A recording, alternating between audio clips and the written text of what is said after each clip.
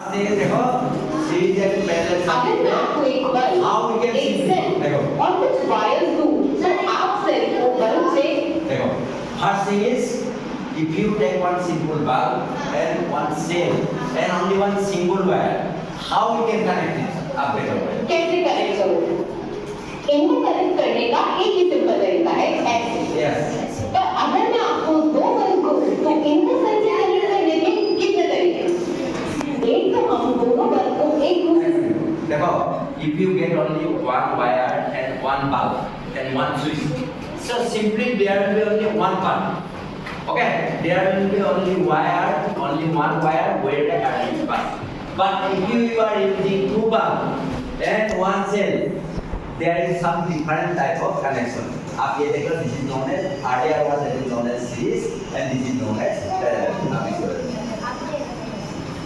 से कनेक्ट कर सकते हैं और फिर सेल से इस तरह से कनेक्ट कर सकते हैं या एक mechanical this is series or parallel yes actually why it is series why it is parallel yeah excellent answer देखो there is only one path so this is known as series circuit okay देखो very good और आज के session में हम इनके बारे में सीखेंगे इन सर्किट को दिखाने का स्टैंडर्ड तरीका ये देखो ah yes very good this is known as series circuit and this is known as parallel why it is parallel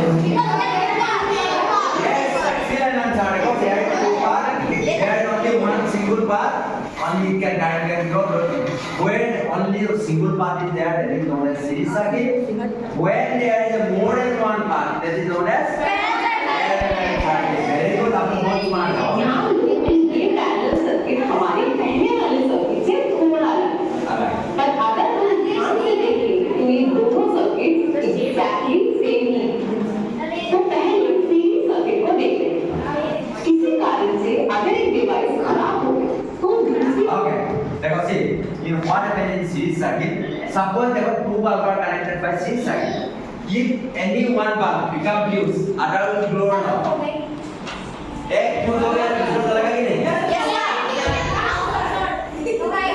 why it will not blow yes there is no flow of chance of flowing the current if one bulb is becoming fuse because देखो only filament is there क्या वो करेगा नहीं अगर एक device काम करना बंद करेगा तो सर्किट ओपन हो जाएगा और करंट आप for example देखो आप whenever you observe in your Deepavali you are using flip-flop light na that is also series connection but in your house you see observe there is three tube lights three fan is there but anything happens if it is to become damaging what will happen other will work so that is the properties of a parallel circuit अब parallel circuit को देखो अगर इनमें से कोई एक bulb खराब हो जाए तो अलग अलग की होगा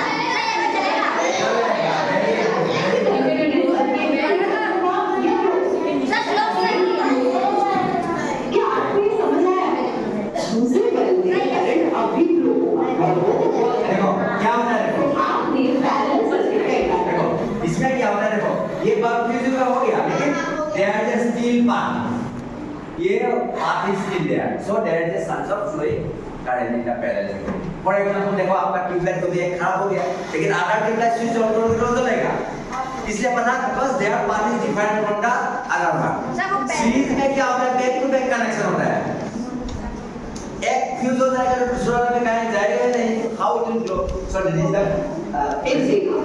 क्या अब आप मुझे बता सकते हैं कि आपके घर में कौन सा सर्किट होगा कौन सा circuit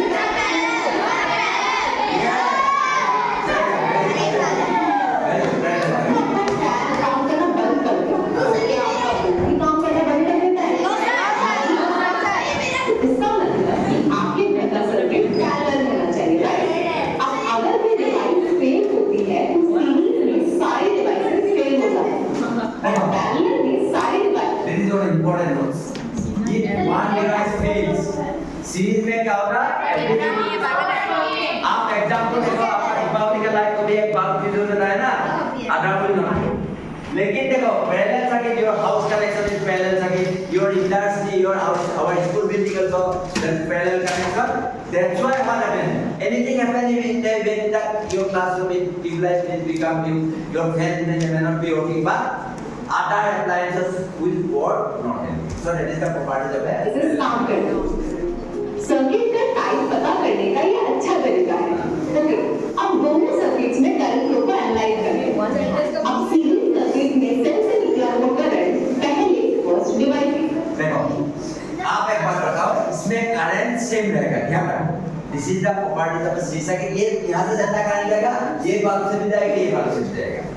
current will be remain same है, लेकिन एक बात ध्यान रखो, इसमें भी अलग वोल्टेज हो सकता है, इसमें भी अलग वोल्टेज होगा। Okay, that is the property of A series. हो जाएगा और फिर सेकंड डिवाइस के तो सारे डिवाइसेस में करंट सेम होगा, पर पैरेलल सर्किट में सेल से निकला हुआ करंट आई। देखो, here is different. Here देखो voltage will be remain same, but there will be a difference of that is current because देखो this is I यहाँ से क्या है? यहाँ से दो हो जाएगा, एक यहाँ से जाएगा, एक यहाँ से जाएगा. Something will go through this side or something will go like that. Okay, so it is the इस जंक्शन तक पहुंचता है। अब उसके पास दो रास्ते हैं। ये फिर कोई किसी वाई शेप के पाइप से फ्लो करते हुए पानी जैसा है। मेन पाइप से आया हुआ पानी दो सीरीज में बह जाता है। पैरेलल सर्किट में करंट के साथ ही ब्रेकिंग होता है। अब मान लेते हैं कि इस आर्म में करंट I1 है और इस आर्म में I2 है। तब यहाँ पर क्या होगा? आपको क्या लगता है? I1 plus I2 होगा ना? देखो, I equal के ना ये जो करंट है ना यहाँ पर दो डिवीजन होंगे, I1 I2 और जाके जॉइन करके तो वही होगा ना I1। So output current will be same as I। लेकिन ये बात में भी अलग करंट लगेगा, इसमें भी अलग होगा। पर total current will remain same। और इसमें वोल्टेज कितना होगा पता है? So whatever applied voltage same will be reflected to V1 and bulb V1 में कितना वोल्टेज होगा? V2 में वही होगा। इन स्ट्रिंग्स के मिलने के बाद टोटल करंट कितना होगा? ये ऐड होने के बाद IV होना चाहिए, राइट? तो पैरेलल सर्किट में सेल से जो करंट निकलता है वो अलग-अलग डिवाइसेस में बढ़ जाता है। ये सीरीज से बिल्कुल अलग है, जहां सारी डिवाइसेस में सेम करंट फ्लो करता है। अब इन सर्किट्स में वोल्टेज कैसे चेंज होता है ये देखते हैं। पहले पैरेलल सर्किट को लेते हैं। अब इस डिवाइस को देखिए, इसके दोनों टर्मिनल्स सेल से डायरेक्टली कनेक्टेड हैं। तो इसके अलावा देखो, very important things, parallel circuit में क्या होगा? मैं बोला था ना, सीरीज सर्किट में क्या होता है? Current will be remain same but there is a different voltage drop as per the requirement of the load। बट यहाँ पर क्या होगा? You will get the same voltage to the bulb V1 and V2, लेकिन current इसमें भी अलग जाएगा, इसमें भी अलग जाएगा। Okay, very good.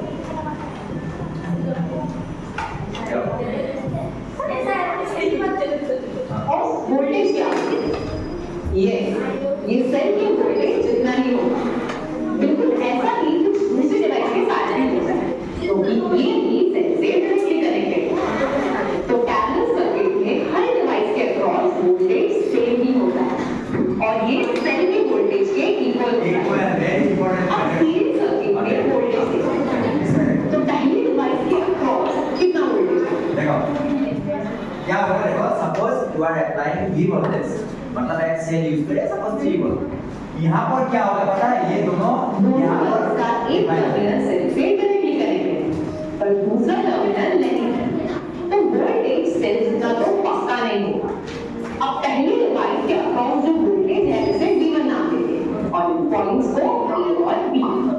तो V1 VA माइनस VB जितना होगा, राइट?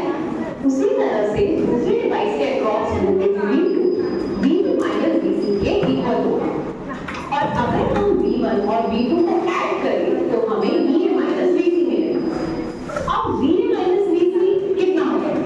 ये सेल के वोल्टेज जितना ही होगा, तो हम कह सकते हैं कि V1 प्लस V2 V के बराबर है। देखो, important point is series circuit में क्या होगा? Total voltage will be divided as per the loop. यहाँ पर दो लूप है, तो बाकी 30% वाली लूप। यहाँ पर V1 होगा, ये V2 होगा, तो V इक्वल कितना होगा? V1 प्लस सिंपल है, चिंता करो। इसमें पॉइंट A का भी और छोड़ो, आप लिख। You can simply you can take whatever voltage applied, that will be divided as per the load. If suppose it is V1, this is V2, then V1 equal V1 plus V2 equal to you get applied.